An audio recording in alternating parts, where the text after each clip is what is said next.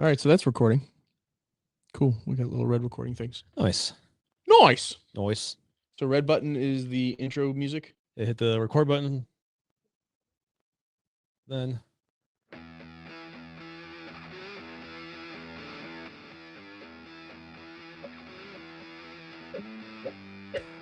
Welcome to Life, Liberty, and Equip Podcasts. I'm Greg Davis, founder of NeoMag. This podcast is about living boldly, using liberty for good, and staying equipped in mindset, skill set, and gear for whatever comes your way. Today's episode is ads-free, but it's made possible by NeoMag. We build innovative American-made gear to help you stay better equipped. If you want to support the company and get great gear, head to theneomag.com or support us for free. Subscribe, leave a review, and share the podcast. We'd also love to hear from you. You can email us at lifelibертyequip1p@gmail.com. Also hosting with me today is Nate Hills and our guest today, Billy Brown of Make Ready Firearms. Hi, Billy. How are you guys? Doing great, especially now you're here. Nice fade, Nate. Doing my best. So Billy took my seat in the middle, which means Nate is now running the board upside down. Doing my best. And I feel like our NeoMag sign just got really bright. It something just brightened. That was weird. Probably the NeoMag sign. That's fine. Nice, awesome. You know, technology. It's supposed to make life easy. So, Billy, I'm going to read your intro. You ready? Sure. We stole it straight from your website. So you wrote this for yourself. My website. Verbatim. Billy has always had a fascination with guns and shooting. As a young adult, he started acquiring and collecting firearms. After many years of collecting and shooting, a deep passion for guns developed, and a dream started building in his mind, a dream that would allow him to be involved in the firearms industry and share his passion with others. After many years, Billy put this dream into motion and enrolled in a school where he graduated with honors, earning a degree of science in firearms technology. Along with being a licensed gunsmith and the owner of Make Ready Firearms, LLC, Billy is a Glock, Sig Sauer, and AR certified armorer, an NRA certified instructor in pistol and rifle, and is an NRA Chief Range Safety Officer. He is CPR and TCCC certified with advanced training in medical trauma, works on a specialty response team, and does armed security. I need to update that a little bit. Well, You know. What do you want to? What would you want to update on that? Go ahead and Just, update. Yeah. I mean, I'm not sure. Just need to change it up a little bit. That's from the original. So, Well, there's some I'm things not on the website much. That's the problem. Yeah, right. Like, everything is social media. So, the website's important, but it takes so much more time to do that and change compared to just uploading and stuff. So probably need to look over the website and do a few updates. Nothing's changed so much, but just More things have happened. outdated. Yeah. Right. Yeah. It's just a lot more that needs to be. The website is a constant. Yeah. Constant. It's a hassle. And I still don't think this is for us too. I still don't think I give it enough Oh, I know. I don't, attention and the internet's a time suck. yeah. That's a true story. So anyway, That's a true story. gotta have it though. Gotta have it. I mean, when you take a break from it, you can tell like messages drop, things start dropping. So, I need to look over the website and Well, there's some things there I didn't know about you. So we've known each other for how we know quite a while. So I think we met Donovan's class, probably Donovan's class, Point One Tactics. This is long ago, way back. and we took and we took a number of classes together, and kind of down from that So I'm gonna say Cincy it's been Kentucky area. 6 years, probably 7 years, maybe. Yeah. So 6 or 7 years. 6, 7. Stop and then it. Sorry. Nate, I think You and I have only known each other probably a little over 3 years. yeah.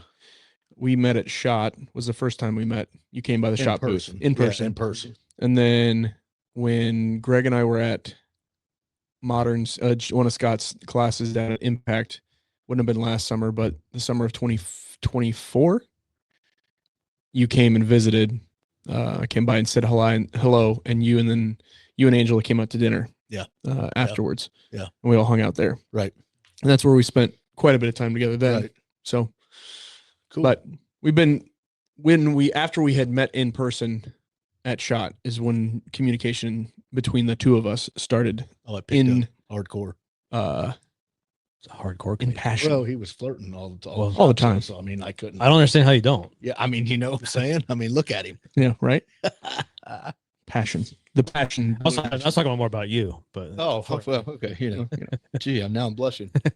Yeah. So multiple years of friendship all around. Yes. Cumulative. Yeah. I use the word friend very carefully in my life. Yeah. And I do consider, I'm not saying I do consider you two friends. So, for me to say that, for whatever it's worth, it's a deeper relationship than most people. I have a whole lot of acquaintances, a whole lot of buddies, but I've very few friends. Yeah. Right. And you two are definitely friends. So thank you for having me up. I feel the same. Yeah. Thanks for making We love you. Yeah. So you live down, you're actually in Kentucky, right? Yep. Walton, Kentucky. Walton, Kentucky. 30 minutes south of Cincinnati. Okay. So it's all Cincinnati area. We're on the better side of the Cincinnati area, of course. Right. But yeah, down in Walton, Kentucky, we lived in Union before, moved down to Walton, made that move going on 5.5 years ago. Best move Angela and I've ever made. And we love it there. It's beautiful. We love it. Yeah. Your house is amazing. The shop is amazing. Thank I got you. to spend some time. It was in November of last year. I was down there. Yeah, right before Thanksgiving. Yep. Right before Thanksgiving, got to spend some time. Piece of property you have is beautiful and the house is awesome and shop is great. It's a great place to be. Yeah, we love it. And, like I said, we weren't looking when Angela found that place. She's always looking at real estate just because, and we were, moving was in the 5-year plan, but not then. And we found that place and went and looked at it just to look at it. And as we were pulling down the driveway, I looked at her as I was looking for traffic. I'm like, we're moving, aren't we? She goes, I think we are. And like I said, it's the best thing we ever did. So we're blessed beyond measure for sure. Yeah. It's really cool. So we have a lot to get to. You are a phenomenal shooter. I've taken, like I said, we've shot together a lot. Phenomenal Cerakoter and all those things. But I think you're even more than all that. You're a phenomenal person. And so thank you. I just want people to get to know you and just learn more about you, because I believe that a lot of our customers buy from us. You can get Cerakote a lot of places. You can get firearms, accessories, concealed carry accessories a lot of places. But I think a lot of times what drives a lot of people's decisions on is they want to support people. Yeah. And so, and there's a lot of people in a business. It's not always the best practice, but I tell customers, I tell everybody, like, I sell by relationship. Right. I want my work to be as high quality as it can be, the best that it can be that I can possibly do. But I need that relationship first. I'm not the guy that's just pushing for money and all that stuff. I want to know the people. There's a lot of people like, oh, why don't you have pricing on your website? It's because I want to talk to everybody. And, it's time consuming, but I want to build that relationship. I want to get to know that person, because I also say that 80% of the people come in my shop with an idea of what they want, walk out with something completely different, because I've taken time to know them, get to know them and see what's important to them and things that aren't important to them. And then we come up with something totally custom for them, and they walk away just thrilled. Well, and then when they see what you're capable of, they're like, oh, you can do more than what I had pictured, which is art, Right. So before we get too much into this, which if you aren't watching, I would recommend when you get a chance, go to YouTube and watch this video, because we're surrounded by firearms right now, which is a fantastic thing. It's also one of the reasons why we're doing this pre-recorded, because YouTube doesn't like guns. Yeah, but they're okay with them on live. They're not live anyways. They're okay with pre-recorded. Wary about live guns. Yes. So let's just kind of go back. I don't know how far back you want to go, but I'm old. I guess let's start with this question. Right. I mean, so I'm officially the oldest person in the room. So, let's go back. Is this a history lesson? We need to... Tell us about your childhood. Right. Would you like to lay down on the couch and give us a? Well, let's start with this.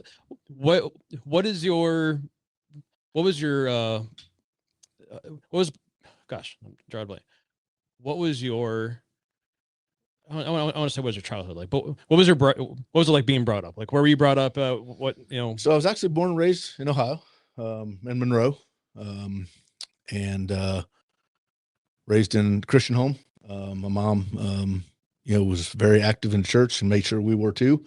And yeah, had a good childhood. I mean, we weren't rich or anything like that, but we didn't have needs. We but things were different then too. Like people didn't have to live that luxurious thing that they try to strive to now. But yeah, just I would say pretty normal childhood, my grandparents were my idols, my heroes, and I am, it's kind of weird. I was fortunate enough. I had three of my four grandparents till I was 42 years old. Wow. Which I didn't realize how That is rare that is. Yeah. That my children, Cody and Abby, got to know their great grandparents like into their teenage years. I mean, that is wild. significant. That is, like I'm thankful my two kids who are 5 and 7 are getting to know my dad's parents. Mm-hmm. I'm very thankful that they get to hang out with them. But my mom's parents were both, I'm not gonna say long gone, but several years gone before either one of them were born. Yeah. And I suspect that my dad's parents won't be around much longer. So my youngest nieces and nephews, I would suspect, won't have any memories of my dad's parents just because age, right? Like that kind of thing. So I'm very thankful my kids are going to have memories of my grandparents, but I can't imagine they'll be around for their teenage years. That's significant. And I remember one of my great grandmothers, but I was very, very young. The fortunate thing is they're teenagers. I mean, they have fond memories and very vivid memories of being with their great grandparents, and that's just really rare. So I'm thankful for that. But yeah, I mean, childhood, sports, did all the things, lots of baseball, soccer, a couple years of football, tennis, drama. I mean, all that stuff, but active in the church the whole time, youth group, music. I come from a very musical family. I was more sports driven, unfortunately. And now could I go back, I would change that. I would put the effort into the music because, I can't do sports now. Yeah. Now I could do music all the time. So, but yeah.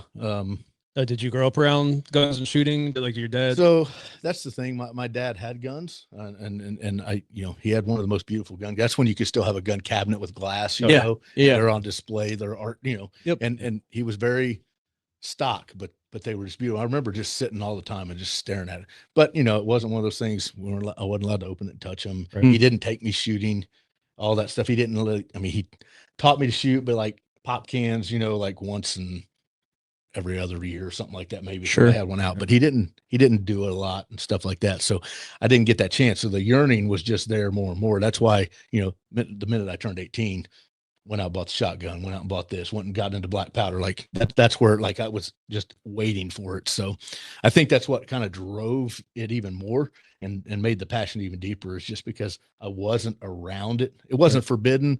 It's just not something they did a lot. Yeah. Even though he had tons of guns, so, yeah. And so I just, from then I just ran, and, I'm a go big or go home kind of guy. If you guys know me, I'm all in or not in. And, same. And, yeah, it became a sickness, if you will. Yeah.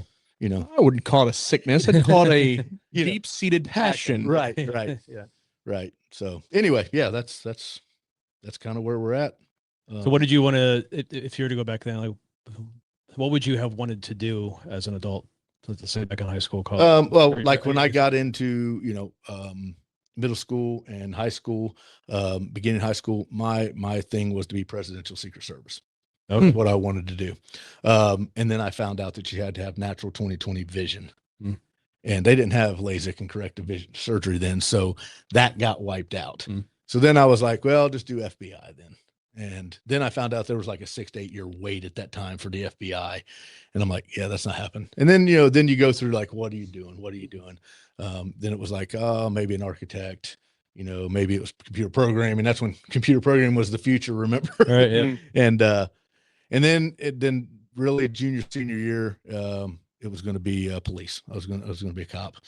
And ended up, fell into the category of 81% of the people that don't go to college right out of high school, never go back. That was me. And just got into self-employment, that kind of stuff, did general contracting, then went to work for Sherwin-Williams after that. And then, left Sherwin-Williams to go to the Cincinnati Zoo. Okay. Yeah. I definitely want to get into the zoo. Yeah. So I think, cause that's a pretty, and that's another rare thing I didn't realize. Like I've always had multiple jobs just because that's me. I just, I work a lot, and I've always had like multiple jobs just to have extra money or just to fill time or whatever. I've only had 3 major jobs since high school, and I didn't realize how rare that was too. Yeah. So yeah, it's kind of like kind of weird, but yeah, I love my job now. Yeah. You know, so I work a lot. Yeah. Every week. Now, were you always artistic? Because this is like a lot of what you do now is creative. So Yeah, a creative person. I want to say I had the creative and artistic side. I didn't really like, I would draw, like I loved art and stuff like that, but I never really like pursued that. Okay. And I think then like, I want to say like, not that it was discouraged. It wasn't discouraged by any means, but like, you didn't think of artist as being like that, fulfilling job that just, paid the bills, that starving artist, that's kind of what you had. Like, oh, if you make it, that's great. But most people don't make it. Your school counselors aren't saying you should go into right. Into and I would say I was creative, but not like, the people that were very artsy that were like, dude, that guy or that gal needs to pursue this. And because they think different. I mean, artists think different. Yeah. Sure. You have to, that's what makes them so great, So I would say I had to art, but it was never one of those things I really wanted to pursue. Right. Now, one of the things that I know about you as a part of this job is the attention to detail. On top of the fact that you do have an eye for it, you do have, whether you were artsy back then or if this is something that has developed over time, you do have an eye for it, but you also have the attention to detail. You have the aesthetics, you have a look that you're going for. Have you always had that attention to detail, or is that something that came over time? Yeah, no, I think I always had that. I would say in certain things, my father was a perfectionist. Okay. To almost to a fault, right? And now I'm that way as well, like to a fault. Like I'm my own worst enemy, I'm my own worst critic. So yeah, I mean, I would say I had that. But both my grandfathers were carpenters. All my uncles have been in the construction field at one point or another. And I said I was not going. That's the one thing I said as a kid, like I'm not going into construction or not going into this, that. And sure enough, I had a general contracting business. Yeah. As a young man. So it was kind of fate, if you will.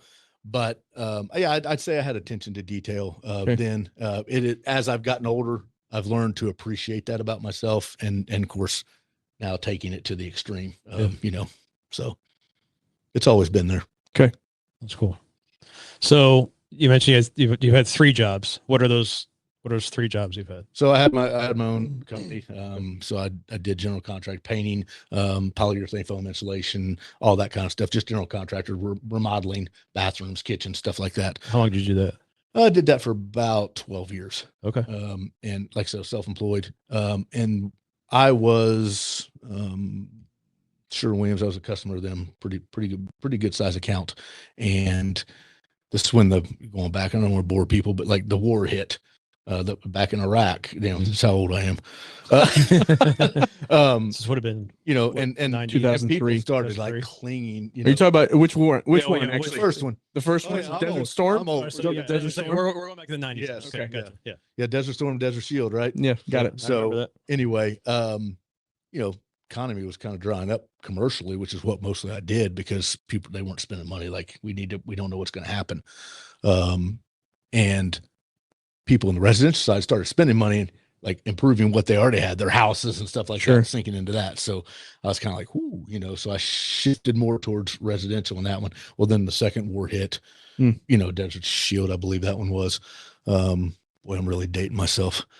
And Sherwin-Williams was looking for people, and we had talked before, and it just didn't make sense monetarily and all that stuff. And this time, I was like, well, I'm not really looking, but it's a pretty good idea. It's a $1 billion company, and there's a lot of growth. So I went to work for Sherwin-Williams very slowly. They worked with me. I was able to shut my business down slow, go to work for them. Did that for 7 years. The zoo was one of my clients, one of my accounts, and they were the Cincinnati Zoo is like the greenest zoo in the country, and they were switching that over. So all their coatings need to be LEED certified and stuff. They were looking for somebody to kind of take over the paint department, if you will. And we'd been members of the zoo for years and years and years. And I always said, like, zoos don't pay well. I mean, typically, And I always said, if it ever made sense, like that would be a cool job. Like just come to the work at the zoo every day. And the more I thought about it, the more I kept looking into it and stuff. I'm like, you know what? I thought I was going to retire Sherman, but we're going to make the switch. So that's been 12 years ago. I made the switch to the zoo. I'm one of the maintenance managers now. And I have a really good gig that's got a whole lot of benefits that people really only dream about. And I share stories with y'all. Y'all ask, you guys always ask about the zoo stories. So I'm blessed. I'm blessed, and I love my job, which is why I work both of them, Make Ready and the zoo still. Is because I really do love my gig. So now I think when I think of Cincinnati Zoo, I think of Jack Hanna, right? No, I'm sorry, not Jack. No, that's Columbus. That's Columbus. Yep. Wasn't there a Thane Maynard? Okay. Yeah. He just retired. Yeah. So we're according to who you ask, we're definitely a top 5 zoo in the country. 100%, yeah. Top 3 is what most people say. Some say the top. I mean, we are definitely the greenest. We are definitely put probably the most into conservation. I'm very proud to say that I am employed by them. I'm blessed. It's just a great gig. I mean, it's an amazing zoo. If you have not been to the Cincinnati Zoo, go. Yeah. It's well worth the trip. I've been there a couple times now. I've gotten to be there with you, which was a lot of fun, getting to walk around with you at the zoo. It's clean. It's well maintained, which I know is actually your department. So I am giving you kudos on that, but wasn't the intent. Sorry. I have a great team under me. But it's truly a really, really nice zoo. We have the Cleveland Zoo up in this direction. We have the Akron Zoo. My family has a membership at the Akron Zoo because it's a nice small zoo. It's easy to run to. You can go over there, see what you want to, and you can actually probably see the whole zoo in the course of 3 or 4 hours. You don't have to spend a day there. For us, it's a 20-minute run. If our kids get antsy, no big deal. We're members, we go home. Yep. But when you compare even the Cleveland Zoo, which I think size-wise is probably comparable to you guys. I have no idea. I mean, geographically, it's actually probably bigger than Cincinnati because you guys are kind of we're landlocked in. Yeah, landlocked. We're an inner city zoo. But I just think from perspective of numbers of animals, that is what I'm thinking is comparable to you guys. You guys might be a little bit more or have a few more exhibits than they do, but we'll just say it's comparable. You guys knock Cleveland Zoo out of the park from a perspective of facilities and the cleanliness of the exhibits and the cleanliness of the park and the experience across the board. So, and the worldwide reach we have. I mean, we sink lots and lots of money. We're a nonprofit. We're not owned, we're not run by the city, anything like that. We're a nonprofit. So we sink a lot of money back into conservation and we have worldwide relationships. Well, you were just in Africa this last fall. That's the next thing I was going to bring up. So I was in Kenya. Tell us about that. In September. Actually, my second trip with the zoo. It's awesome.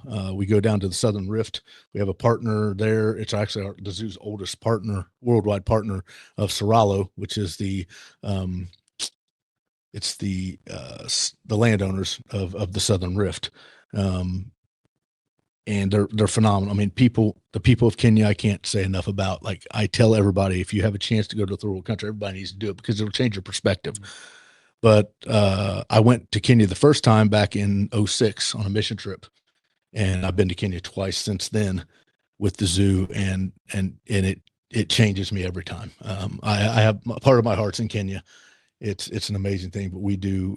I got to work with the ranger program over there that actually is the liaisons between the government and the community people and the Maasai, and they have changed me. And I feel, they tell me that we've impacted them as well. And it's a great partnership that I look forward to all the time. I still stay in contact with them constantly. And it's an amazing opportunity that I've been able to do that. Yeah. Yeah. I just the little bit that you share on social media just looks. Yeah, people tell me like, "Hey, you should share more Africa stuff." Yeah, more Africa stuff. So yeah, I'd love to see more. Yeah, that's very cool. All right, so then I don't know if I want to quite get into Make Ready yet. So, talk about the red pandas. The cutest animal in the best animals in the zoo. Cutest animal in the zoo, hands down. That's it. Sorry, that's it. And I love the snow leopard. I love Renji. I love you, but the red pandas are the cutest animals. Yeah. I need to get down there. That's You one do. of my, 100% is on my list. Your kids don't know it, but they're begging you. I guess if I have to bring them too, I guess. But I'd actually tell you don't bring the kids. They ruin the whole experience. Go down as an adult. It's great. I'm a grown man. I want to go to the zoo. And Yes, I've had many people come by and they're like, "Well, I thought this was for my kids, but this was more for me." Oh I yeah, just found 100%, 100%. So I don't know how much time you have outside of work, but if you aren't working one of your jobs, like what's something that you like to do? What's that now? I know. That's what I was expecting the answer to be. But What's your like, is there anything else that you like to? Well, I used to like to shoot. I don't know what shooting is anymore. Yeah. And I know it's I don't have time to shoot. I don't make time to shoot, and I know that's the real answer. But I do have quite a jam schedule. Both my wife and I work a lot. She's in this with me all the way. So, thank you, babe. Hopefully, I'm not saying too much. Yeah, hi, Angela. But she's an amazing, not only an amazing wife, but she is an amazing person. You both know her, and everybody that knows her says the same thing. So I'm blessed beyond measure to have her by my side as my best friend and my partner. But yeah, our shop, we're blessed that our shop is on our property in a separate building, which makes it nice. I do have separation, but it's right there. So, I like to shoot bows. I like to shoot guns. I would like to travel. That's just not right now. That's not in plans. And that we planned for that. Like, it's a major investment, what we did. And we planned on not having the vacation, but I do like to travel. And that's the goal is one day, we'll be traveling around, but I really don't do much other than that. That's like, between it's just your work. Just what it is, Yeah. So it's a choice we made, and it's not like I don't regret it, but sure. But it's just that's what we do. Yeah. Well, and you truly have a passion for those, for the zoo and for Make Ready. So when that's a passion, it doesn't seem. It truly doesn't seem like work. Yeah. I mean, we're tired. There are its moments, yeah, but, for sure. And that thing is, do what you love, and it's never work. It's still jobs. Everything it's still a job. Yep. And there's still the days you're like, I don't want to do this today. And that's the thing with like when you're doing the stuff like this, if you're not feeling it and it's not jiving, you're probably just spinning your wheels and probably going to have to redo stuff because, I'll say sometimes I'm going to go out shop for a couple hours, and you find that rhythm, you find that channel of and it's like you're out there hours, and it doesn't feel like it. You just, I can't stop this right now, Yeah. So yeah, I mean, I would agree that we like what we do. And it's not really work, Right. But it is. Yeah. At the same time. Yep. There's just not a lot of time for anything. Luckily, we both like being home, and we enjoy our property. So, it's what we've worked for, and we're just there. Yeah. Very cool. I have a little bit of a left field question for you, but if you could relive one day of your life, not to change it, one day, relive one day of your life, not to change it, but just to live it again. One day to relive. What? So we can't change the day. No, just experience it again. Yeah. Wow, that is man. I need to prep for that I question. probably should. That is a man.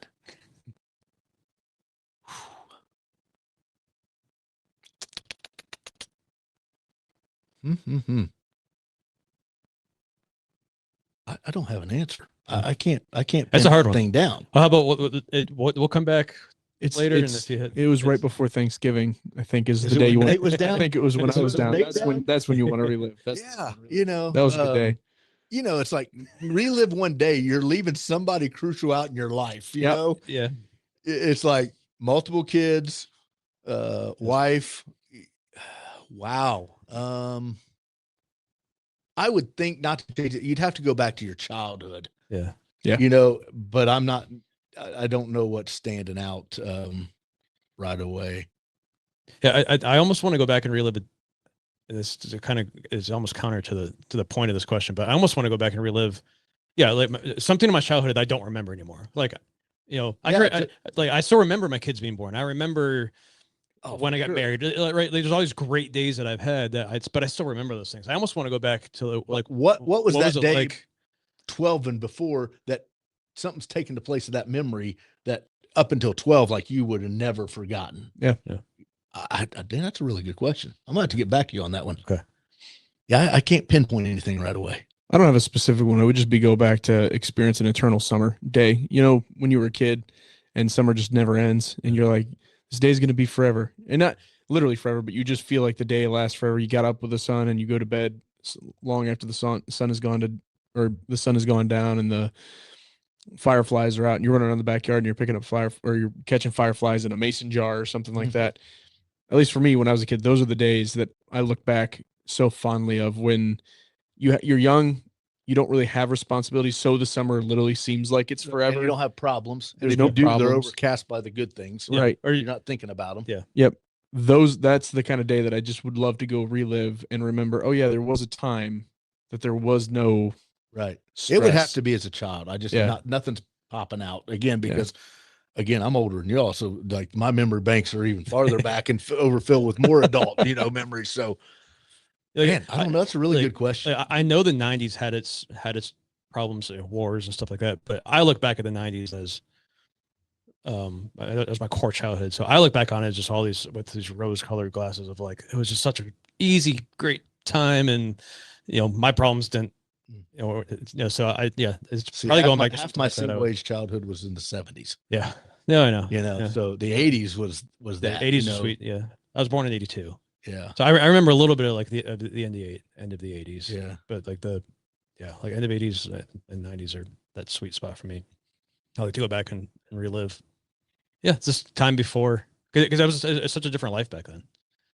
Yeah, it is. It's totally different. I mean, I was just talking about that. We talk about it all the time. I was talking about it yesterday with a coworker. Like we were talking about how creativity has just kind of went out the window, especially we were talking about movies, and everything now is just a remake, a spoof, or some spun off some other idea because nobody has the creativity anymore to make their own plots. Correct. The Spielbergs and the all that stuff are not around. Like there's different, the Quentin Tarantinos, they're just not around. Everything's and as kid, I think it's because as kid, we didn't have like I had screens like Atari and then Nintendo came out when I was a kid. We weren't allowed to have video game systems in the house, but we had to have the creativity. We had to go make the sticks and the and to stay outside and find stuff to do so you weren't bored. There wasn't the screens and all that. Like as I was asking that question, for some reason one of the thoughts came to my mind, like going back to is I remember cutting down a sapling of a tree, making a bow and arrow, and cutting down making a bow and finding a smaller stick and making an arrow and going and trying to shoot frogs in the creek or whatever. Like that was just a summer day, a little boy. Yeah. And when I was a kid, your biggest possession was your bike. Oh yeah. It took you places. And it's like you did things to customize your bike. Oh yeah. With no money. No money. Yeah. Oh yeah. So I put in the baseball cards. We still got, a quarter for your tooth. I found out the other day, some kid got 20, 25, $50 for their tooth. I'm like, how do they afford that? Like, there's a lot of teeth in there. Like, do you know how many teeth you have? You had to save up your allowance of $1 a week or 50 cents a week or whatever, a long time to buy anything. Yeah. And then you had to get to the store. You weren't there every day. No, you weren't there every time on the way home you stopped. Right. Yeah. So,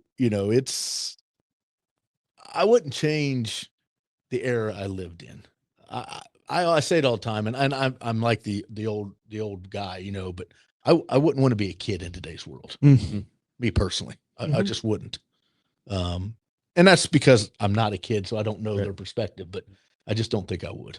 Yeah, I'm sure Nate feels that way, but we'd go a little extra mile just to protect their innocence, just because they get exposed to so much at such an early age now that you just have to work so hard to and I find there's two types, there's the kids in today, they have to grow up too fast, or the ones that never have to grow up in the negative way. Like, it's not because they're being protected. It's just, no responsibility, none of that. So, that's a whole rabbit hole though. We could spend hours on that. Yeah. But I don't, that's going back to the question. I'd have to really think and study that to give you an answer. Yeah. Because nothing's popping right off. Well, if next week you think of something, shoot me a text. I will. I will. Here's what that is. All right. So let's get into this. We have all these beautiful firearms in front of us, got some behind us. I guess go back to what prompted you to start this, and what year did you start? So at 40, I decided I was going back to school to get my degree in firearms. I did the program online, which, I would rather have taken a gunsmithing class hands-on. There's a few of them across the country, but I couldn't uproot my life just to go move and do that. So yeah, that would be difficult. The next best option is online. Doesn't teach you everything you need to know by any means. In fact, probably very little that's applicable to what I do now. But it was just a course of action I wanted to take and conquer. And so I did that at 40 because, and I tell this story, but like my research of not having a gun business was 10 to 12 years to build a clientele big enough to kind of survive on. It takes a long time to build a clientele. I'm like, I don't want to do that at 60 when I retire. So this all started as a retirement gig. That this was something to have when I retire, to have something, to have some income and be able to piddle around, if you will. Mm-hmm. And it just got way bigger than I ever dreamed, way quicker. So I started out just wanting to have that little gun store, that people could come into and buy, a little shop, this, that, and the other. And then we started at the end of 18. This one officially started. Things really didn't kick off, I'd say, till February of 19. But towards the end of 18 when we got the license, started up with the logos and this, that, and the other. Not February of 19 is when customers started coming, and then wasn't in the plans at the time, but I got into stippling. And it's funny because at the time I really didn't like stippling. Like I thought stippled guns were not that good looking, and it's evolved since then. Yep, but for sure, I didn't like stippling. I didn't understand the point of it, but I realized that stippling was taking off, and I'm like, I think I could do that because it looks a whole lot easier than it is, guys. It really is, I played around with a little bit of it. Yeah, it's so you just, I went through, I'm like, I'm going to do this. And I look back now on the first frame, like those are horrible. In fact, I tell people like 3 of the first 5 frames I did for people, I've actually bought back so that they weren't out there and my name was on them. You can't get those other 2. It's still always growth. No, one of them, he's like, no, this to me, this will always be a reminder where you start. Like this is meaningful to me. And everybody grows. So you're not going to eliminate that. It's not that, you're embarrassed, but like I look back on stuff I did last year, even months ago, especially when it comes to creating content and stuff, I'm constantly looking back at like, oh, I can't believe I posted that. Yeah. Yeah. And I look back now, I'm like, yeah, I shouldn't have been doing stippling for people. I shouldn't have, it should have waited longer, but that's growth. Yeah. Start somewhere. That's how you judge where you're at. That's how you judge growth. So, I kind of take a different outlook on that now. Everybody's got those like, whoo, that was bad, but it's where you were. I mean, that should be a trophy because now look, and I'm still not the best stippler out there. I mean, there are people, I do work. I'm grateful that I do work with, in my opinion, a bunch of the very best stipplers that are out there in the game. And you guys know who I'm talking about. But they're the best in the game, in my opinion. And I'm lucky enough that they have chosen me to do most of their Cerakote work. So I appreciate that. But everybody has their flavor too. And I tell people like, somebody had pointed out, like some people don't want that. They like your flavor of stippling, and so I've learned to just grasp that, and I am who I am, and I offer what I offer. And, I recommend people all the time that if you're looking for more of this, then look at these people. If you want this, look at these people. So yeah, stippling got into the thing, and that became kind of the, building ARs and stippling was kind of the 2 things that I focused on for the first couple of years. And with Cerakote, because I have paint in my background, like, commercial painting and stuff in my background, that was always, eventually I'd like to do that. And while, again, I mentioned I'm go big or go home. So while people can start very small and do Cerakote in the garage and all that stuff, that's just not me. And so we saved up, all this stuff. And then I went, before I even decided I was going to do Cerakote, I went and took a class. I went and took a Cerakote class for a whole weekend. And I remember calling Angela when I got back to the hotel after the first day. And I'm like, this is what I'm doing. This right here is, I don't want to say my calling, but people call it, this is what I'm supposed to do. This is what I'm fit for. Day. Yeah. This is what I'm fit for. This is me. Yeah. Like I'm seeing myself, like, because again, I'm my own worst critic, my own worst enemy. So, the outlook on me is like, you can be better. You can be, but I just felt it. And then I went back the next day, and it just, after that, I'm like, yeah, this is it. This is it. So we're doing this. And so we planned for the next year after that. Still hadn't bought anything, just planning out to make sure all the layout, the equipment that I wanted, all that stuff. And we put it in, and it got delayed. That actually got delayed because I found I was going to Kenya for the first time with the zoo. Okay. So it got delayed 6 months because I had to concentrate on that. But then when I got back, it was like game on. Cool.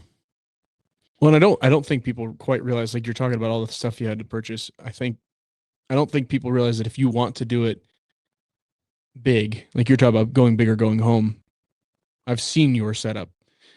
It is go big or go home the way that you do it. I mean, yeah, you could do it in your garage and that kind of stuff. Absolutely. But, and there's some of the best I know Yep. do it in that. They Yep. don't have the paint booth. They don't have this. but to do it professionally, do it well, do it clean, do it, all of those things is a very expensive proposition. It can be, yes. You have, we talked about the oven that you're curing all of your stuff in, and it keeps the temperature, what is it, within Within a degree. of Yeah. what it needs to be.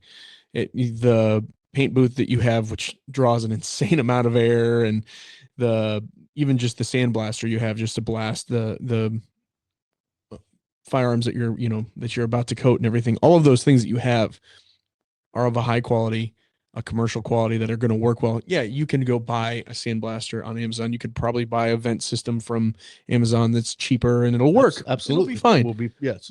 And you could buy a cheap oven that'll get within the degrees that you need. But the reason, there's the talent that you have to do it, there's the attention to detail you have to do it, but then you also have purchased the equipment that is only going to assist and make sure that what you're doing is at the best quality it can be. Absolutely. And it's one of those things that most businesses, and the smart business plan is, you buy stuff to get started, and then you upgrade as you go, as you grow, and as and that's fine. That is the more make sense business way to do it. I did everything to where there is no upgrading that I need to do. Right. If I have to upgrade, it's because I'm moving to a new building. Sure. Some of that equipment's still going with me. Yeah. But I don't want to have to this equipment, sell it, and then buy another one because I'm to that level. Everything I did, right or wrong, and there's arguments for both. Right. Is this is it? I think have to upgrade. I have a similar outlook. I think some of it comes with age of just like, I want to do this right. Yeah. The first time, buy once, cry once, because by the time I buy several cheaper things and eventually get to the thing, if I would have just bought that in the first place, I would have saved up, and bought that in the first place, I actually would have saved Right. a bunch of money. I actually would have, And time. And But it's the time, downtime yeah, to switch out. time, Even and if it's a day, quality, those and things. it's just, there's so many. and things again, with- there's probably more arguments to do it the other way. Sure. There's probably more positive. and there's a great reason to do it that way. Exactly. As well. And It I don't- depends on where you are in your life, I what's your don't finances, discourage and that. yeah. I do not discourage that. If it's, hey, this is where I'm at, and this is what I can do to get started, and you have a dream and a passion, then by all then means, do it. do it. Yep. Go out and do that. Yeah, because if that's what it takes to get started, yes, you have to start.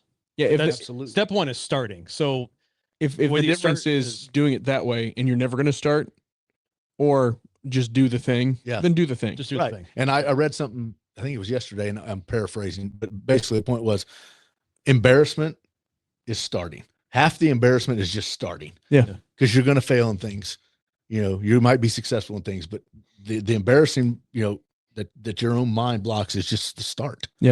Well, and there's if you're going to start something, there's risk of failing, and you're going to fail. There are things I've probably failed more times than a lot of people have tried. Most billionaires have failed 80% more times than they've you've- succeeded. You fail 50 times for the one time that you succeed. Yes. And but there is also mitigation that you can do. And that's where the buy once, cry once thing comes Yes. in. Like, I'm willing to fail at this because I'm starting something. I'm willing to fail, but I'm going to do what I can to mitigate the loss as much as I can. If that means getting getting a higher end something or whatever. Most successes come from what you learn by failing. Yeah, 100%. So, yeah, and being willing to fail, being willing to, and it's hard to look. Yeah, it can be. And I've failed a lot in my life. I mean, a lot, and I hate failure. But it's part of it. It's just, you just got to do it. If it wasn't for the failure, if you don't fail, you're not trying. Yeah. Yep. And without failure, you don't have success. Exactly. So, yeah, and I think that's probably one of the biggest things that stops people from honestly trying anything, whether it's starting a business or that and fear. Picking up a house. Yeah, fear shackles people. Yeah, if fear freezes, absolutely. And that's still something. I'm 11 years into this business, and I still have those moments of for sure of fear and failure.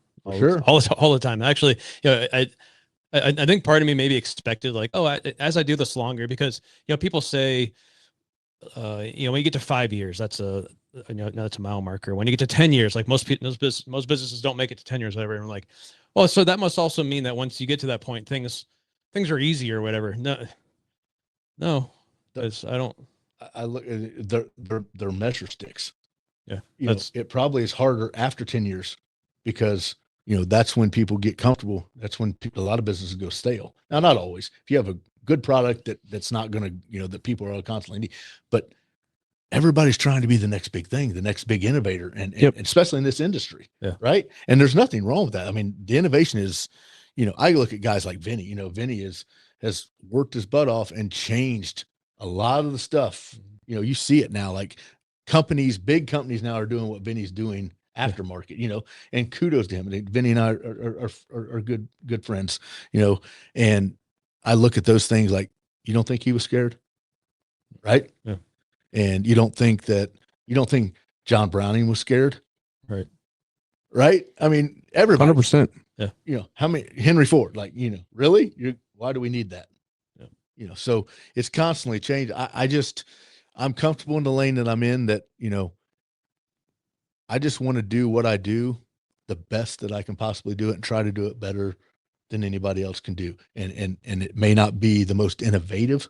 It's just, when you see it, that's the best it can be done. Yeah. And we're about ready to start seeing some stuff here. Obviously if you're listening to the audio, it might not be, you won't be able to see it. Sorry. Yeah. You can't see it, but we'll try to explain things as good as we can. For. Yeah. Go and watch this video to see this artwork. I do want to ask, like, what is there, maybe it's the most recent or maybe you have a favorite, but what's a customer story that you have that it means a lot to you or has been a cool experience? Well, I'd say it all the time. So when people come to the shop, I still very much work the local crowd. I think it's very important, and I do put a lot of energy into the local crowd so that people can come to the shop and they get to know what's being done, how it's being done. Yeah. They can see. I walk the customers around the shop. Everybody that comes to the shop goes through a consultation before we do anything to make sure they're getting what they want. And so my favorite thing still yet is when I put the gun out on the table, and they, the table I'm talking about, right past the office. I put it out there and they walk in and they see it. And I specifically watch their face. Yeah. That is the most fulfilling thing to me. Still to this day, is just seeing, and usually it's words like, it's even better than I imagined. Yeah. Or I love the idea, but I couldn't envision it. And I think that's one thing that I do have is I'm very much a visionary. I can see things in my mind before they even are finished. So, I think that's one thing in like doing kitchen and bathroom renovations, like I could see the finished product before it was actually done. Can't. I'm like, hey, this would, and I use that. So that's still the most fulfilling thing, is just watching the customer's eyes. And even on the mail in, I do a video consult before it goes back to make sure, first of all, that they're happy with the product, that they don't have anything that they want changed, and to make sure that they are, satisfied with the product. And I still get to see that reaction. Yeah. So, well, and it's interesting, like you talking about that. I was present unintentionally. So when your friend came to the shop when I was down there in November, and he brought his Walther in, and he was like, I don't know what I want to do with this. He had some thoughts, but he wasn't quite sure. And you walked him through. It was like, well, we could go this direction, we could go that way. The guy's like, well, I really just kind of want it black. He's like, yeah, well, we could do that, but right. He goes, I want it different, but I'm an all black factory gun guy. Yeah. So what do we do that still looks somewhat factory? That's not flashy, and that's part of it. Yeah. Right. And everybody's got their different little niche that they get hung up on or that they don't want to change. And then we just talked about it, as we were going to lunch, you just posted the video of that Walther, and it turned out so clean, so perfect. You said, he even said, he's like, wow, it looks like it's a factory gun. It looks like it came out of the factory. And that's the kind of, that goes back to that attention to detail I was talking about earlier, that you put so much effort into these guns, even if it's just single color, which, some people are like, oh, well, that's easy. It's like, I mean, yeah, it's not going to have the masking that a multicolor camo job has, or, as Graig has shown some of these on the video, he's showing off the camos or the tannadized M&P or your, ARG build or ARJ, AR build, that kind of stuff. Yeah, those require some extra effort, but there's still attention to detail in those even single color jobs that I just think you do so well. Thank you.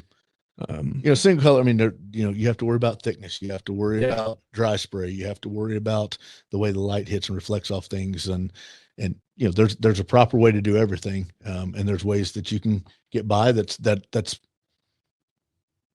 I would say is sufficient, but we try to make sure that everything goes out is top notch. Yeah. Yeah. I mean, obviously, actually one of the guns that Graig just showed is actually my personal gun done up it's the first gun that left your shop in your signature. It's the first one out in the wild. But that pattern's been a 2.5 year process. Yeah. Just because I wasn't happy with it. So this, which Graig showed, you're not gonna be able to see it so well from back there, but that's okay, is his sheen camo. It's a tricolor, very subtle camo that Billy came up with. Mine is the first in the wild. Mm-hmm. I love it. It's fantastic. I got to be present for it. We did actually do it twice. We did. Because I wasn't happy with the first time. He wasn't happy with the first time. We actually changed the colors the second time. We changed the layout or the formulas of the colors. So yeah. To make it exactly how you wanted it. And it turned out fantastic. So that goes back to that attention to detail. Black is not black. Yeah, right. There's so many blacks out there and so many shades and different things. So black is not black. Yep. But yeah, that's been a headache process. Yeah. Because I've just I want it just right. But it's also been that thing that, and the whole inspiration behind Sheen Camo was the guys that want custom guns, but they don't want the flashy, not that they don't like it. Some of them just don't like color on guns. Sure. But it's the people that are very traditional, but they still want that custom to kind of set them apart. Yeah. And I'm going to give a shout out. My boy, Shane Cardwell from Impact Shooting Center was a big inspiration to that whole pattern. He didn't ask for it. He didn't know he was an inspiration at the time. Yeah. But he was the exact type of person that I was thinking about when I thought of that idea. Well, I think the cool part about the fact that he's the inspiration is it's also on his signature gun. It is. It's it happens to be on the Impact Edition M&P. Yep. That you can get through AIM Surplus. But Shane is the inspiration behind that particular model. Yeah. It is the softest shooting M&P that I've ever shot to date. I do have 3 more M&P builds in the process right now. So we'll see how that, if that holds up, but yeah, that's a very soft, shooting gun. Well, and you also did that's your Nubian stipple texture on there. So I'm a big fan of it. We also did a custom shop. So Graig's showing it off right now. So Billy did for us for SHOT Show last year, a mini tray, Neomag, EDC tack trap, and then this Zev in a custom duck camo. Graig is a big fan of duck camo. Billy took it and did a spin on it, his own color palette that turned out really, really good. So again, the cool thing that Billy does is he'll take your idea. He's like, yeah, I like that, but let me spin it. Let me make it work with the color palette that I think will actually work a little bit better than and you think. personalize it. Yeah. Graig is a huge fan of green, and he mentioned that. And duck camo was very much normal. Duck camo was a lot of tans, and browns, rightfully so. But we talked, and actually, it didn't really take that many conversations for me to grasp what you were trying to do. Yeah, I was like, I want like a dark green duck camo. Yeah, as Nate was saying, I love doesn't scream at you. I love duck camo. It's pretty subdued. Actually, on the camera anyway, it looked a lot brighter than what the green actually is in person. I don't know how it'll look on YouTube, but yeah, it's much more like a subdued green. It just knocked it out of the park. Now I know that pattern is also a huge pain in the butt, right? It's a tedious. There's tedious patterns you don't mind, and that's just one that to me, and again, that's my eyes, like one stencil in the wrong place after you peel, it's like, oh, that just ruins it. Did you say you did that one several times? I did that one a few times. Well, that one, yes, because that one was going to shot. Like, you didn't have much time to like get that before. Like, that was a last minute thing. Like, hey, you want to do a gun for shot? Yeah. I'm like, sure. Well, you want to do a tray and a this? I'm like, sure. But it was one of those things that I was looking in my head. Again, I had a certain vision, and the first couple times, like maybe I didn't like the way I laid certain stencils, or there was one stencil in the wrong place on the gun that I just couldn't get over, and that's all I'm going to see. So yeah, I mean, I did it a couple times, and that's the thing about Cerakote, and I was told by one of the best. He was kind of my mentor, and I mean, Cerakote would not be what Cerakote is without Michael from Blown Deadline. 100%. I appreciated that guy. We had a good relationship. I admired his work. I mean, again, I say Cerakote would not be what it is without him. And he told me, he said, Billy, just remember, the great thing about Cerakote is if you're not happy with it, you don't like it, you just blast it off and start again. It's not like stippling where the frame's done. It's done, yeah. So, and I cherish those words, and I keep those words very close to me and repeat them in my head a lot. And I've had people like, what are you doing? It's good. And I'm like, no, I'm going to redo it. And I blast it right in front of them. They're like, what was wrong with it? You did that with me. I did. Yeah. So, and I'm glad we did, right? Oh, yeah. I mean, I was not unhappy with how it turned out the first time, but you weren't happy, meaning like you weren't happy with it. So we redid it, and I'm ecstatic with how it turned out. Yes. So it worked out great in the end. Yeah. But the things that you caught were things that I never would have seen. And most people wouldn't. But that's not, again, that goes back to that attention to detail. Now, ultimately, I think what we turned out with was much more betterer than better. Oh, I said it. Okay. Much more betterer than the first time. But I think for the average Cerakoter, probably the first time would have been fine. You know what I mean? Like, they would have been like, yeah, that's good. I achieved what they wanted. I mean, quite honestly, as far as application, there was nothing wrong with the first. Well, that's why I'm saying that. There was nothing wrong with it.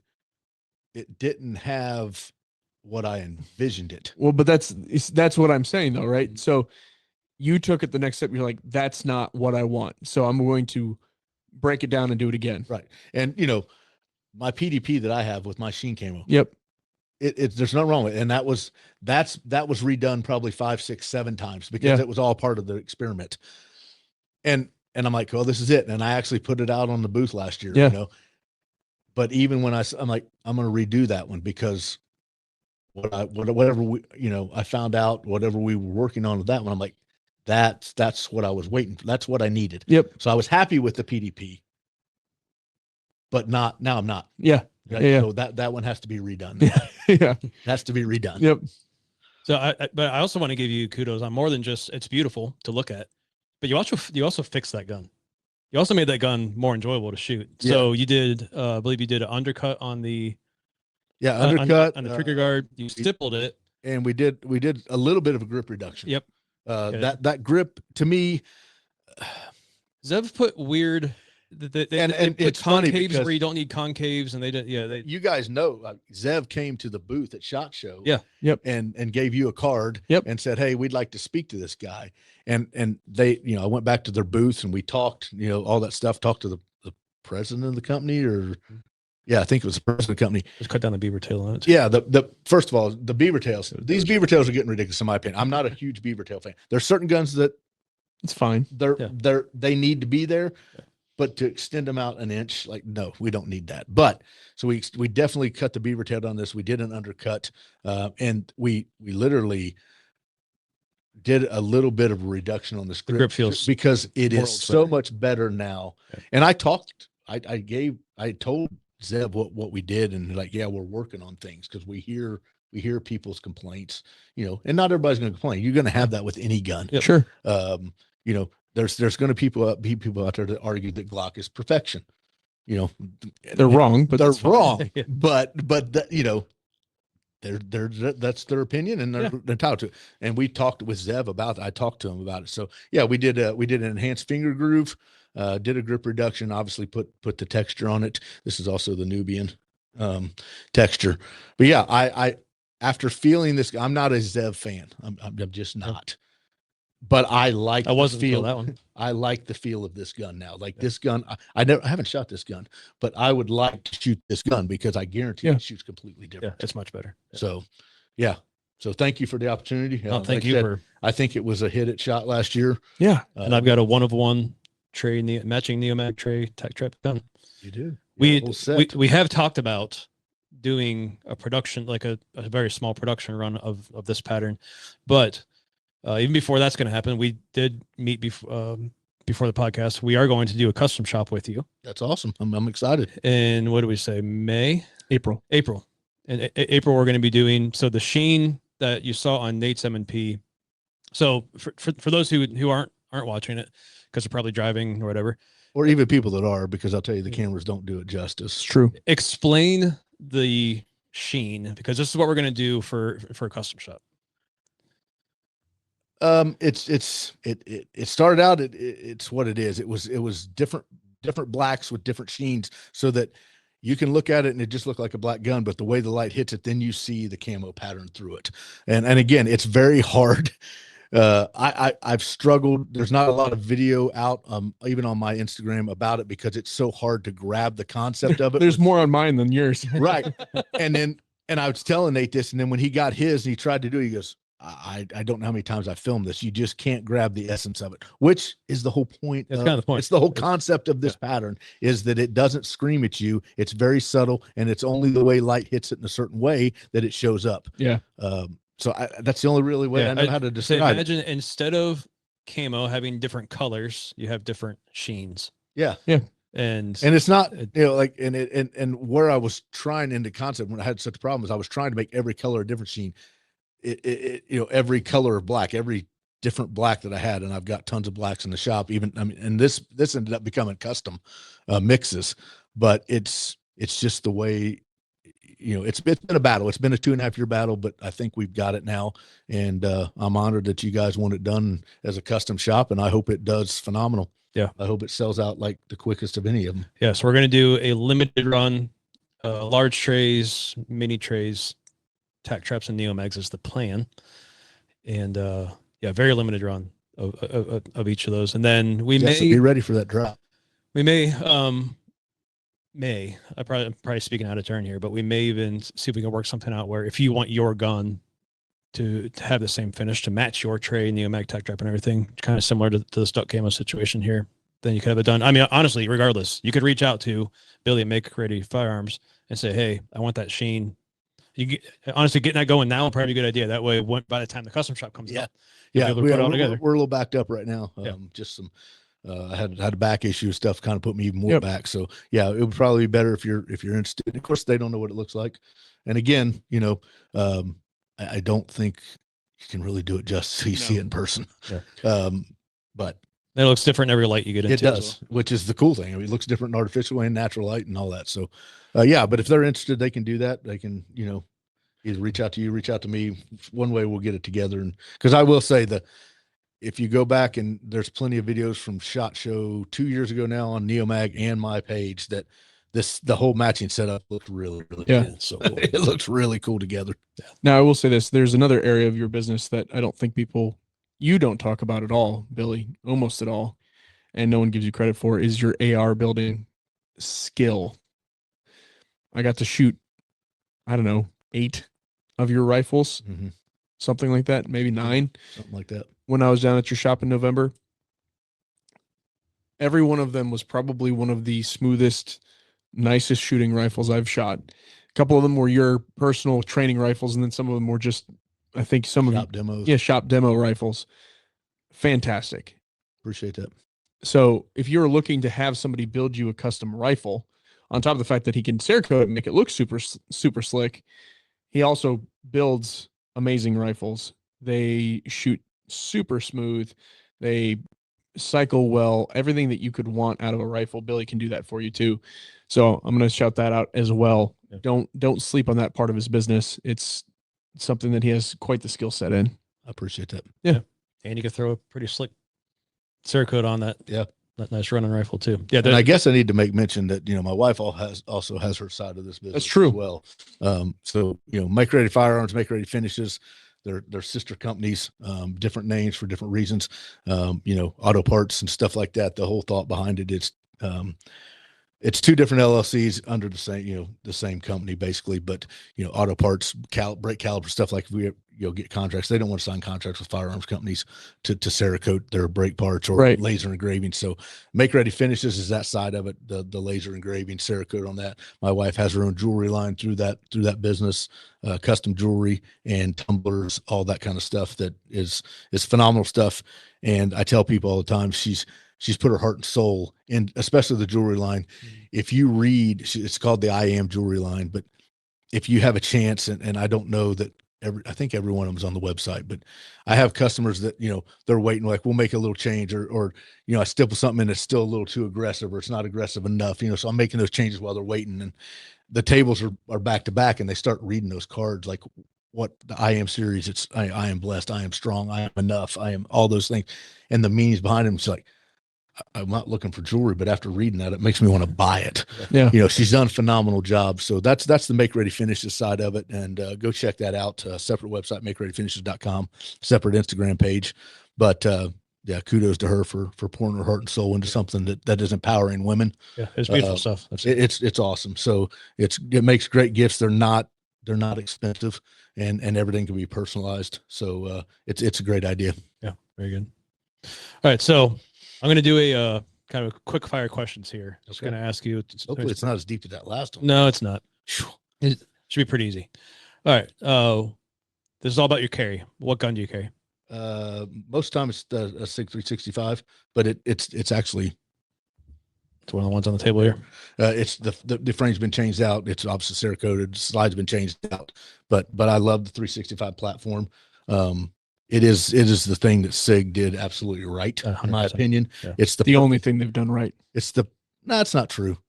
That's not exactly true, but handgun wise, this is It's the most right. I mean, you get back in the 226, 229s, 228. I mean, they were right. But which grip module is it? that is the Mischief Machine. Okay. I do want to give a shout out here though, because just recently, and I'll go ahead and sorry, no, it's quick fire, but I do want to say we just did a Halo gun for SHOT Show. And it actually was in the O-Site booth, but I do want to say, like, I love the Mischief Machine grip module. It's awesome. And that is a Fidesz Works slide on there. But I recently, with that Halo gun, I came into contact. It's the ECM R11. And first of all, with that build, got me the opportunity. Mark, the owner of ECM, contacted me. But I was blown away with that grip module. I mean, blown away. And I will have one. It is probably the best feeling grip module for the 365 that I know that I've ever felt. And it is, it's all metal. And it's kind of based, and I'm not a 2011 guy. I'm just not. They're great guns. They are what they are. I'm just not that guy. But it was based off of a 2011 down to a 360, and it is phenomenal. So ECM Precision, if you have not looked at the R11 frame, I'm in 2011. do yourself a favor. You will not be disappointed if you have a 365. Check that frame module out. It's unbelievable. But that is a Mischief Machine, and it's a great module as well. Yeah. What holster do you put that in? That is actually in a North Coast Tactical. It is the one without the mag. If I carry one with a mag, I use North Coast Tactical as well. But I'm also a big fan of Tier 1 concealed. Very good. Ammo of choice. Ammo is Angel Fire. Fire. What belt do you use? Belt. I do the next belt. And what is another piece of gear that you always have to have on you? A knife. What do you have a certain knife? Is there one knife? Most of the time it's a Microtech. Okay. Microtech OTF. Yep. The other one I do carry is Brotherhood blades. Yep. They're flipper. I'm go big to home, so everything I have is that I try to get custom. It's a 1 of 1. Yeah. So they made me a special one with copper inlay and all this stuff. So yeah, Brotherhood blades. Shout out. That's my boys. Yeah. Love y'all. Good but guys. Microtech is my most. I mean, I've carried this Microtech I've carried every day for 5 years. Nice. Yeah. They're great knives. Okay, cool. Is there anything else that you want to, before we get into faith and fuel, is there anything else that you want to? No, I appreciate you having me on. I appreciate the compliments. We are always trying to get better. Our motto is triggered by passion, crafted with precision. And I don't think that I ever reach where I'm going with that. And if I do, it moves. So, we're trying to get better every day, everything we do. And with creativity comes mistakes. Yep. So, it may work, it may not. Just like I said, it's 2.5 years on that pattern and it doesn't look that complex. Yeah. But we're always striving and we hope to get better. I want to get bigger, but I don't want to get better at the cost of quality. Right. And there's a lot of companies do that. Yep. So, where are we going? I can't say that I have this goal, right? That's perfectly laid out, which isn't always a good thing. But I just want to make sure that whatever we do, quality gets better and doesn't suffer. Relationships never stop building. And that people, when they talk about us, they talk about the customer service before the product. That's our goal. Very good. That's awesome. So thank you. Yeah. Thank you for the opportunity to be on here. Absolutely. So, I think one of the things that makes us, like you're saying, we are friends, but I also look at us as brothers as well. Right. Not every guest that we're going to have on the show is going to be a believer, so we won't necessarily always do this segment. But because we have someone who is, I texted Billy. He's actually on his way here. I was like, hey, what's a verse that has stuck out to you lately? And you said that's one of your life verses. Yeah, it's my life verse that, and it was funny because I don't want to say picked. I chose these verses as a teenager as my life verses. And that's another thing that can change as life goes on, but it hasn't for me. Yeah. It hasn't. I chose these as a young teenager and it hasn't changed like these, but here lately, and it's funny you asked that. I was thinking about that. I'm like, well, what have I read? What do I, I'm also, Dangerous but Good. I'm a ambassador for a brand ambassador for Dangerous but Good. And I love what they're doing. And, Noel's is a great guy that's always putting weekly things out. And I'm like, well, maybe one of his, really stood out. And here lately, the last few weeks, my life verses have been on the forefront of my mind. And it is what it is. And I said, yeah, it's my life verse, which is Philippians 3:12-14. This is from the NKJV. It says, not that I've already attained or I'm already perfected, but I press on that I may lay hold of that for which Christ Jesus has also laid hold of me. Brethren, I do not count myself to have apprehended, but one thing I do, forgetting those things which are behind and reaching for those things which are ahead, I press towards the goal for the prize of the upward call in God and Christ Jesus. And, it's funny because I mentioned that these are my life verses I picked as a teenager, and the biggest struggle in my life that I've had even to this year is forgetting the things that are behind, my mistakes, the failures. It's been a struggle for me my whole life. And the last couple of years, especially, I've really tried to change the outlook on that. And where I used to let my mistakes and problems shackle me, they just literally were just holding me down, drowning me. I adopted, a few years ago, well, before I knew you, actually, probably 7 years ago, always a student is my life motto, my life motto. Sorry. I don't ever want to stop learning. And you have to learn from mistakes, which I just sat on here and told everybody you have to learn from mistakes. Yeah. But it's hard to practice. For me, it's hard to practice what I preach in that because I let my mistakes just constantly burden me, constantly hold me back. So the last couple of years, I have really tried to kind of grasp another life motto of they're not shackles, they're stepping stones. Instead of a millstone that's holding me down and drowning me, it's a stepping stone. I'm on top of it, not underneath it. Right. So, those things that are behind, we need to forget those and just keep looking forward. So I'm doing a better job at that. But, those verses, I mean, there's a few things that they mean to me. We can't be perfect. We cannot be perfect. And we can't be complete on our own. We're not designed and made to be complete on our own. Yet we try to do that. And there's many people that are doing a worldly successful job of doing that, but we're not designed to be complete on our own, and we're not designed to be perfect. Christ's death and resurrection did that. That's what makes us perfect. So other than verse 12, the ESV, the second half of the last part of verse 12 says, because Christ Jesus made me his own. Yeah. There's been one perfect person. Yeah. And he has made us his own. And mind you, he was perfect. That doesn't mean he didn't struggle. No, he was right. He was tempted. He was above it, but that means he didn't struggle with it. But our past failures should not keep us from stepping into what God has done for us. And I feel like I have allowed myself to do that. I've allowed my failures to keep me from what God has called me to do in every area. Not all of them, but like in every area, I've fulfilled. But there's things I've fallen short because I've let the past mistakes. I'm focused on that instead of what he's calling me to. So, the prize that we're striving for is that union with Christ, that relationship.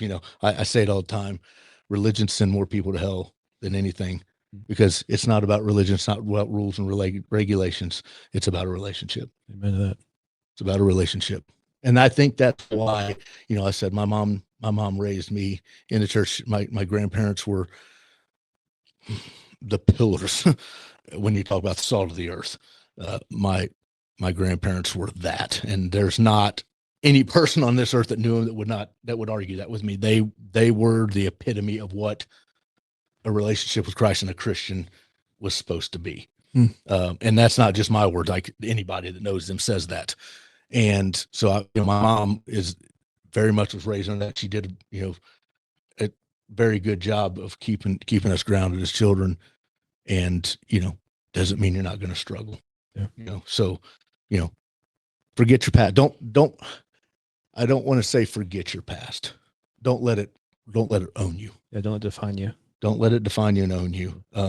But also don't do what I do and just relish in it. And I wish I could have done this. I wish I should have done that. I should have done this. I knew better. That's going to drown you.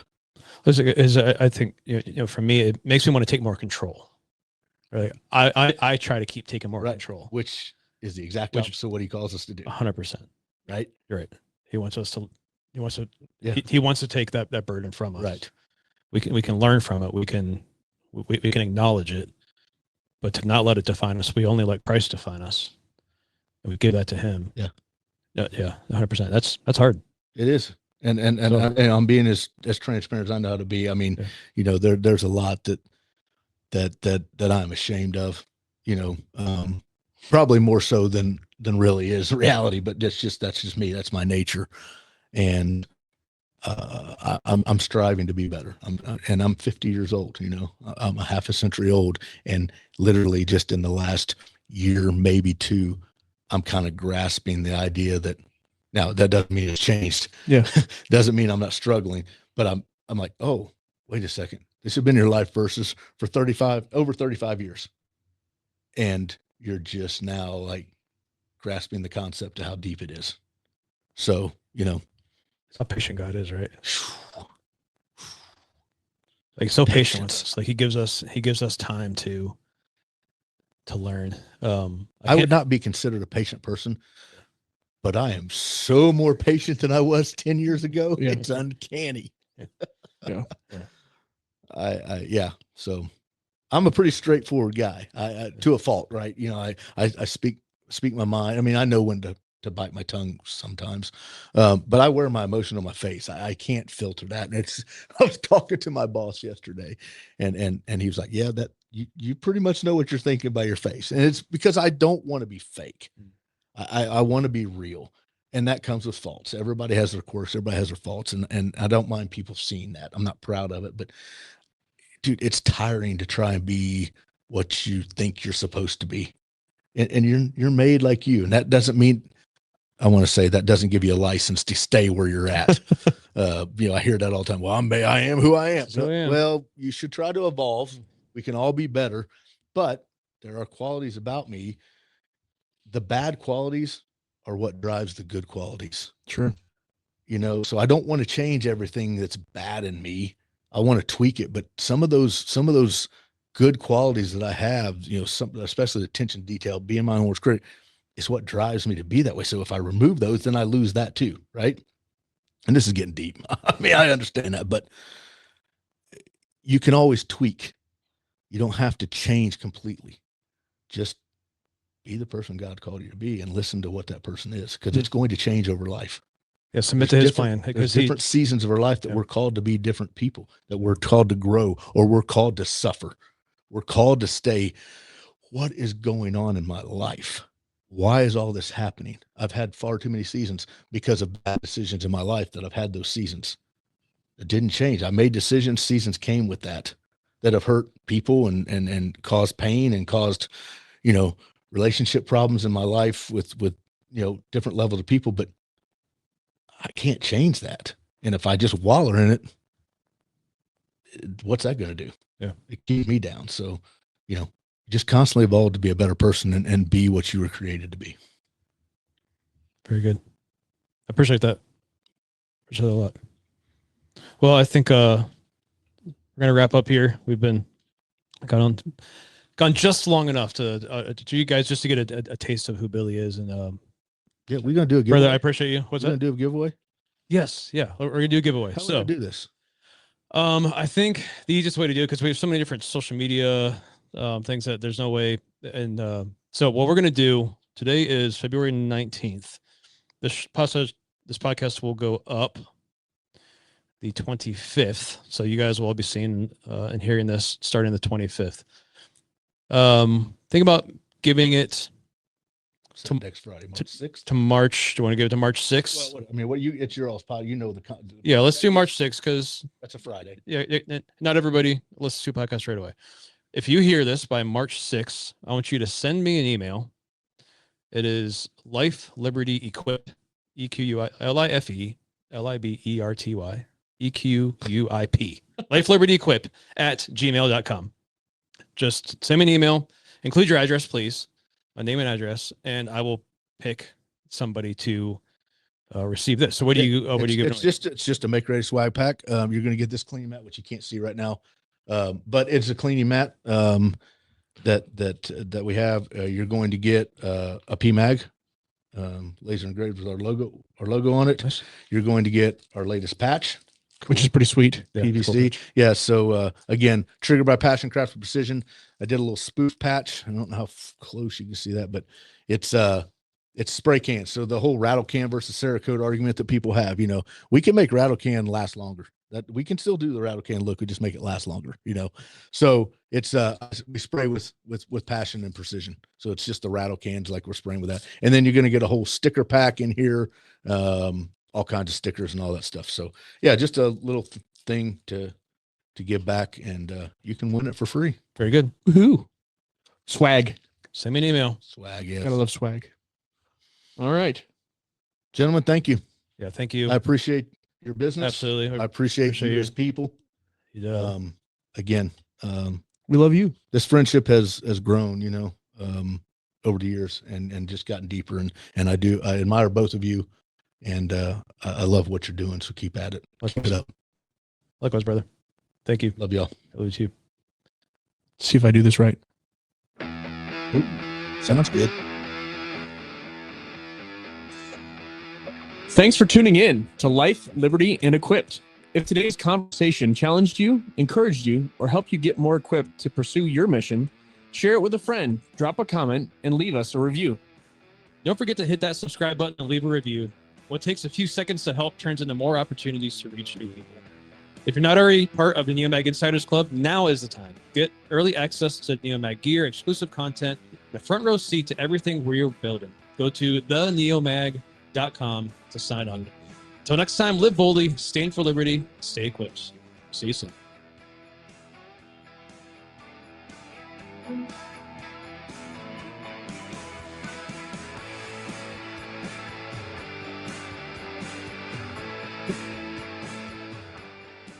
Score the Kentucky. Who is that? What song is that? It's just some stock. Chat GPT stuff. Is it really? No, it's not from ChatGPT. Oh. There's a song service that we use like for all of our videos, and it's just some stock song. good one. I know it's It's kind of fun. catchy. All right, I'm gonna hit end recording. I think. Hopefully that's what I do. I did it in here, Greg, but I mean, Yep. in here. So Stress.